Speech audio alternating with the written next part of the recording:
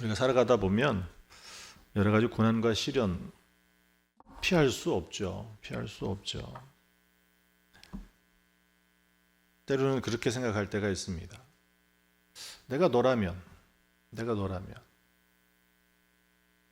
어쩌면 오늘 우리가 고난당하고 있는, 아니 어쩌면 우리가 부족한 그 반대편에 있는 것들 바라죠. 내가 건강했다면, 그렇죠? 내가 돈이 많았다면, 내 아이가 내가 원하는 대로 잘 따라주었다면, 그렇다면 지금 내가 겪고 있는 이런 시련과 어려움이 없을 수 있었지 않겠느냐라는 그런 생각을 하게 되더라는 거예요. 때로는 그렇게 이야기하죠. 야, 내가 너라면 그렇지 않았을 거야. 마치 유치원 다니는 꼬마 아이들 보면서 아유, 저 녀석들은 무슨 근심과 걱정이 있을까? 니들만큼 편한 애들이 어디 있냐?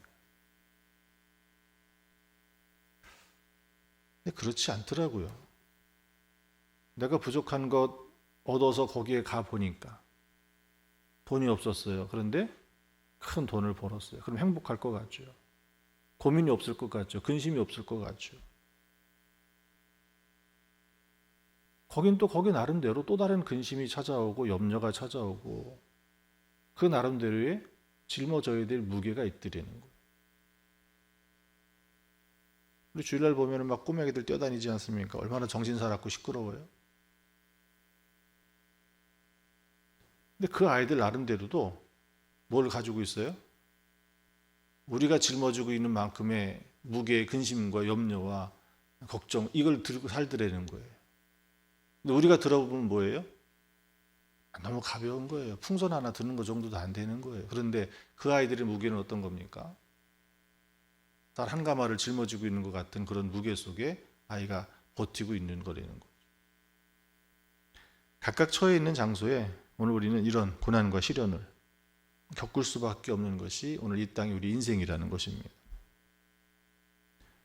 요한예슬 목사님은 바로 이런 우리 삶 가운데 겪는 이런 여러 가지 시련과 고난을 무엇이라고 말씀하시냐면 그게 하나님의 은혜를 경험하는 도구다라는 거예요.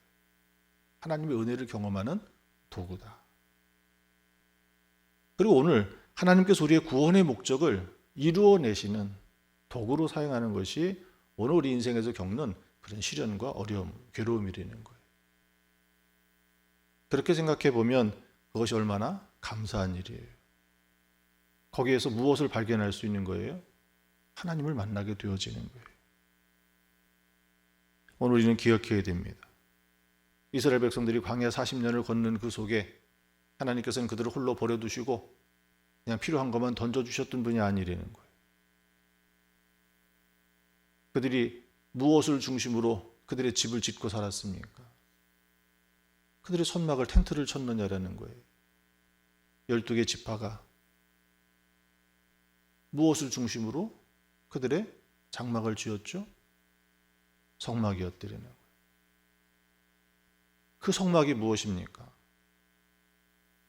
그냥 제사장들이 사는 큰 집이 아니라는 거예요. 그 성막은 하나님께서 인간의 시간과 공간 속에 우리의 삶 속에 친히 임재하셔서 함께 하시는 것이 바로 그것이 성막이었더라는 거예요. 하나님께서는 오늘 인생 가운데 겪는 이런 고난과 괴로움 속에 어떻습니까? 오늘 하나님이 바로 그렇게 우리와 함께 하고 계시더라는 거예요. 이사야 선지자를 통해 가지고 누구를 이야기하고 있습니까? 이사야 선지자를 통해서도 하나님께서 이스라엘 백성들이 다시 회복될 것을 말씀하고 계셔요. 그들이 하나님을 떠나서 하나님께서 그들을 책망하시고 심판하셨지만 그러나 하나님께서는 그 백성들을 다시 회복할 것을 말씀하시면서 거기에 말씀하신 것이 무슨 말씀입니까? 메시아에 대한 말씀을 주고 계시더라는 거예요. 그 메시아는 단순히 이스라엘 백성들을 다시 돌아오게 할 것이다, 회복할 것이다 라고 하는 이스라엘 백성들만을 위한 구원자가 아니라 그 이사야가 말하는 메시아는 이제는 모든 열방들 속에 하나님께서 그들을 구원하실 거라고 하는 그 말씀을 이사야의 선지자를 통해서 주고 계셨습니다. 그리고 주님께서는 이 땅에 오셨습니다. 그리고 그 십자가를 통하여서 우리의 죄를 사하셨고, 그러면서 이사야 선지자의 말씀을 통해서 무엇을 말씀하고 계셔요?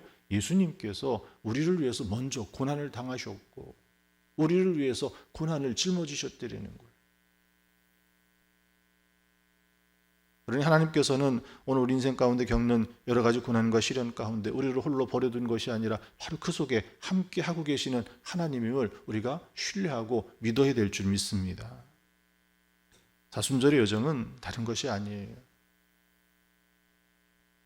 주님의 그 십자가 걸어가신 그 길 우리고 따라가면서 우리 삶 가운데 겪는 그런 고난 하나하나들 속에서 하나님의 은혜를 발견하는 시간이 이 사순절 이 여정인 줄 믿습니다. 요셉 목사님의 그 설교 말씀을 보면 괴로움과 암흑 이것을 구분해서 이야기를 합니다. 어떻게 보면 괴로움 상태나 이 깜깜한 어둠 속에 있는 암흑의 상태나 같은 것처럼 보이지만 분명히 여기엔 차이가 있다는 거예요. 암흑은 무엇입니까? 깜깜해서 아무것도 보이지 않는, 어떻게 보면 그 상태가 깊은 영적 침체의 상태라는 거예요. 이 지경의 이름은 마치 뭐와 같은 거예요? 내가 죽은 것 같은, 죽을 것 같은, 더 이상 내려갈 곳 없는 그런 바닥과 같은 그런 심정이 우리에게 느껴지지 않습니까? 그 지경에 이르면 우리의 마음이, 심정이 어떻게 돼요? 하나님의 임재는, 그 사랑은, 확신은 점점 흐려져 버리고 기쁨과 평안마저도 사라져가는 그런 때, 그것이 암흑이라는 거예요. 그렇지만 괴로움은 이유가 조금 다른데, 물론 그렇게 똑같이 느껴지고 똑같은 상태인 것처럼 보이지만 괴로움은 다른 것이 무엇이 있냐면 거기에는 우리의 믿음과 소망, 하나님을 향한 그 사랑이 유지되고 있더라는 거예요. 유지되고 있더라는 거예요. 예설리 목사님은 설교 중에 그렇게 이야기합니다. 괴로움 속에서는 하나님의 사랑이 충만하게 유지되거나 오히려 날로 증가하게 됩니다. 괴로움 중에도 하나님은 우리를 떠나지 않으시며 그분의 사랑은 여전히 우리와 함께 하십니다. 고난이 닥칠 때 우리는 낙심하거나 하나님을 의심하기 쉽지만 그 고난은 하나님이 우리를 단련하시고 더 큰 믿음으로 나아가게 하는 과정임을 기억해야 합니다. 고난이 단순한 고통이 아니라 우리 믿음을 연단하고 성숙하게 하는 하나님의 도구다라고 말씀하시더래요. 고난 속에 우리의 하나님을 향한 그 믿음과 소망을 지켜내시기 바랍니다. 그 광야 가운데 하나님이 함께 하셨던 그 하나님을, 나와 함께 하시는 그 하나님으로 신뢰하시기 바랍니다. 하나님께서는 우리가 고난 당할 때쯤 어떻습니까? 그 피할 길을 열어주셔요. 그런데 오늘 우리는 고난 중에 있으면, 괴로움 중에 있으면 어쩌면 그 암흑과 그 사이에 놓여 있을 때 뭣도 보이지 않는 거예요. 하나님이 나와 함께 하시는 것, 나에게 피할 길을 주셨음에도 그것조차 보지 못하고 오히려 더 깊은 암흑 가운데 빠져가는 우리의 모습이 그 속에 있지 않습니까? 그러나 오늘 하나님의 말씀 가운데 우리가 어떻게 그 괴로움 속에서도 승리할 수 있는지, 이겨낼 수 있는지를 말씀해 주고 계십니다. 그 첫 번째가 하나님을 신뢰하라는 거예요. 그럼에도 하나님을 신뢰하라는 거예요. 바벨론의 포로로 잡혀갔던 이스라엘 백성들이 왜 하나님이 우리를 떠났는가 버렸는가 그런 절망과 괴로움 속에, 그래서 하나님이 아닌 그 땅의 신들을 바라보았다면 그들은 다시는 돌아오지 못했을 거예요. 그러나 그 속에서 어떻습니까? 그 절망 속에서 무엇을 바라봤던 거예요? 하나님을 바라볼 수 있었다는 거예요. 바울은 로마서 8장 28절의 말씀에 그렇게 이야기합니다. 하나님을 사랑하는 자, 곧 그의 뜻대로 부르심을 입은 자들에게는 모든 것이 합력하여 선을 이루느니라. 그 고난 중에도 우리는 하나님을 신뢰하는, 하나님의 그 뜻을 신뢰하는 그것을 포기하지 마시기 바랍니다. 두 번째는 베드로전서 5장 7절에 있는 말씀에 너희 염려를 다 주께 맡기라. 이는 그가 너희를 돌보심이라. 라고 베드로는 이야기합니다. 무엇을 말하는 거예요? 기도하라는 거예요. 기도하라는 거예요. 그의 말씀을 굳건히 붙들려는 거예요. 어제 예수님께서 40일을 금식하시고 광야에서 마귀에게 시험 들었던 그 말씀을 드렸죠. 어떻게 그것을 이겨내셨습니까? 우리가 한 가지 기억해야 될 단어는 기록된 바 하나님의 말씀이었다는 거예요. 다윗이 그 처절한 생명의 위협 가운데 있어서도 그가 놓지 않았던 것이 무엇입니까? 기도예요. 기도의 자리였어요. 그 처절한 심정으로 하나님 앞에 나아가서 그 부르짖을 때 그의 기도는 어떻게 바뀌었습니까? 하나님이 나를 구원하실 거라고는 믿음의 확신이, 그것이 찬송과 감사로 바뀌었던 것이 다윗의 기도 아니었습니까?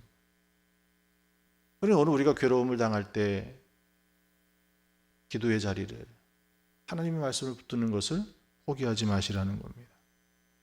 갈라디아서 6장 2절에 있는 말씀입니다. 너희가 짐을 서로 지라 그리하여 그리스도의 법을 성취하라. 때로는 알지요. 예수님이 저곳에 계시다는 걸 알지요. 그러나 여리고성 앞에 그 맹인처럼, 아니 걷지 못했던 그 안진뱅이처럼 어떻습니까? 주님이 저기 계신다는 걸 알고 주님을 만나면 된다는 걸 알지만 갈 수 없는, 자기 침상에서 일어날 수 없었던 그가 예수님의 소식을 듣고 내가 예수를 만나면 나도 이 침상을 들고 일어날 수 있었을 때라는 소망이 왜 없었겠느냐라는, 자기 스스로도 부러지져 보지만 그 소리가 예수님까지 닿겠느냐라는,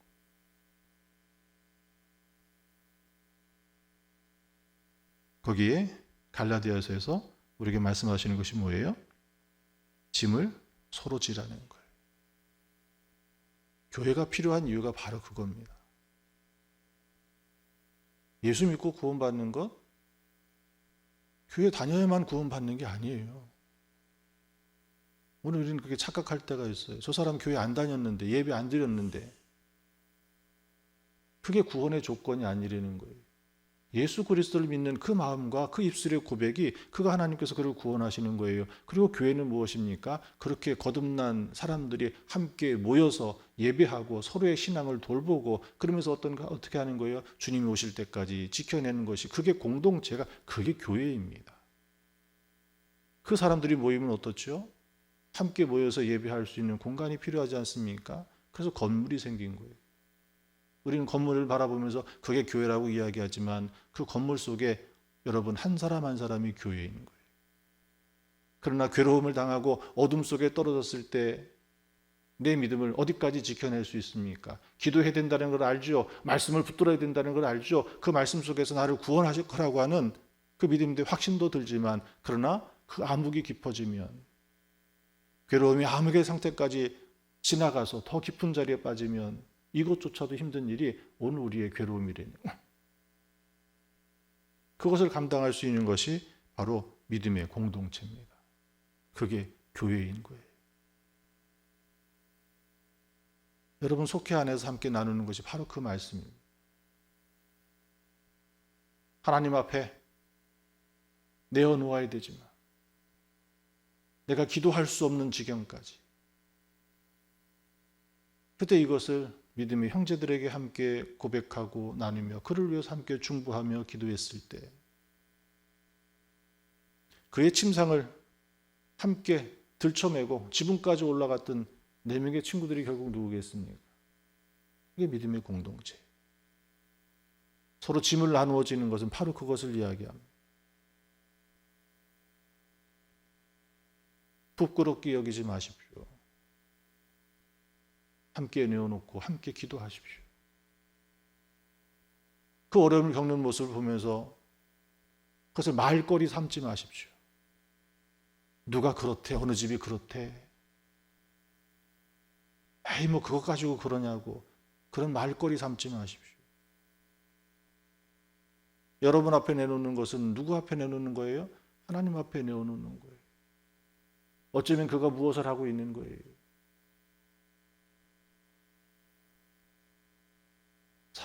사무엘 앞에 쫓아갔던 이스라엘 백성들의 심정이 바로 그것이라는 거죠. 하나님 앞에 나아가야 되는데 그들은 나아갈 수 없습니다. 사무엘 앞에 쫓아와가지고 우리가 죄를 얻었으니 우리를 위해서 기도해달라. 그때 사무엘이 했던 고백이 뭐예요? 내가 기도를 쉬는 죄를 범하지 않겠다니. 오늘 우리 고난당하고 있는, 괴로움 속에 떨어져 있는 그 성도들을 위해서 우리가 함께 기도하는 것은 말거리 삼는 것이 아니라 그를 위해서 같은 심정으로 부둥켜 안고 함께 기도하고 위로해주고 격려해주고 그것으로 인해서 또 다른 고통을 당하지 아니하도록 감싸 안아주는 것이 그게 교회입니다. 그게 공동체예요. 서로의 짐을 나누어 지시기 바랍니다. 그것을 부끄럽게 여기지 마십시오. 도리어 그것이 나를 더 암흑 속에 밀어넣는 일이 되드리는 거예요. 데살로니가전서 5장 18절 말씀입니다. 범사에 감사하라. 이는 그리스도 예수 안에서 너희를 향하신 하나님의 뜻이니라. 감사는요. 우리 그런 얘기 하잖아요. 억지로라도 웃어라. 그냥 가짜 웃음이라도 허허거리면서 크게 웃어라. 그게 뭐라는 거예요? 우리 몸에 건강한 기운을 얻을 수 있는 것이 웃으면 복이 온다거나 웃으면 건강한다거나 그와 똑같은 말이 감사예요. 감사예요.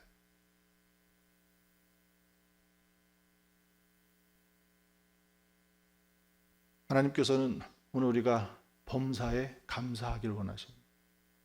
그 감사가 오늘 내에 있는 그 자리를 바꿔놓는 거예요. 바꿔놓는 거예요.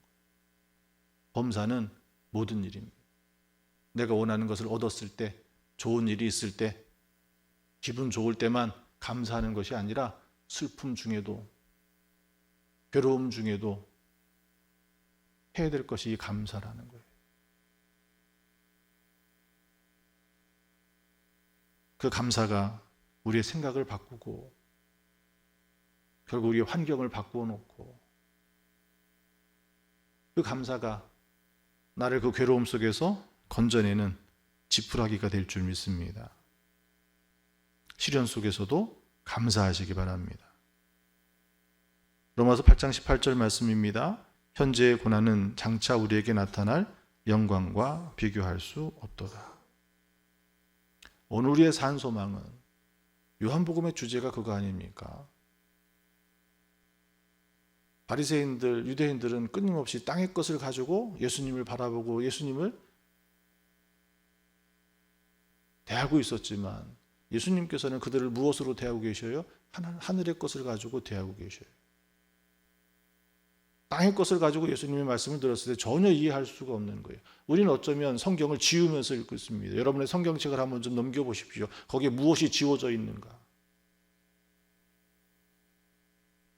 우리는 그 지워진 성경을 붙들고 신앙생활을 해서는 안 됩니다. 그걸 누가 지워놨죠? 내 생각과 맞지 않으니까 그 말씀은 뭐예요? 더 이상 나에게 하나님의 말씀이 아닌 거예요. 읽을 줄 몰라서가 아니라 신앙은 내 관념으로 내 이성으로 받아들이고 이해하는 것이 아니라는 거예요. 지적 만족을 주는 게 신앙이 아니라는 거예요. 오늘 우리는 하늘의 소망을 가지고 하늘의 것을 가지고 오늘 그러니 참된 지혜는 잠언만 읽어서는 이해할 수 없어요. 세상의 이치는 깨달을 수 있는지 모르겠지만 욥기를 읽을 때 욥기도 지혜서거든요. 욥기를 읽을 때 비로소 하늘의 지혜를 깨닫게 되어지는 거예요. 거기에 우리 연약함이 드러나지고 그리고 거기에 무엇을 하늘의 소망을 품고 욥이 그 처절한 고난을 견디어 이길 수 있었던 이유가 끝까지 그의 아내는 차라리 하나님을 저주하고 죽어버리라고 이야기했지만 그러나 끝까지 하나님을 포기하지 아니하고 하늘을 붙들었을 때 그의 삶이 오늘 우리는 하늘의 소망을 두고 사는 믿음이 우리의 믿음이 되어져야 될 줄 믿습니다. 하나님을 신뢰하는 것, 기도하고 말씀을 붙드는 것, 믿음의 공동체 안에서 서로의 짐을 나누어 주고 시련 속에 감사하는, 또 영원한 하나님 나라의 소망을 품고 살아가는 것이 오늘 우리가 겪고 있는 이 땅의 괴로움 속에, 아니 그 암흑 속에 떨어진다 할지라도 우리가 그 속에서 다시 우리의 믿음이 승리케 하는 것이 바로 그러한 자리인 줄 믿습니다. 오늘 여러분 이렇게 기도하시길 바랍니다. 주님, 제가 고난과 시험을 만날 때 낙심하지 않게 하시고 그 속에서도 역사하시는 주님의 은혜를 바라보게 하소서. 주님의 사랑을 붙잡고 승리하게 하소서. 이 기도가 여러분의 기도가 되시기를 축원합니다. 기도하겠습니다. 드려진 예물 봉헌합니다. 일천무제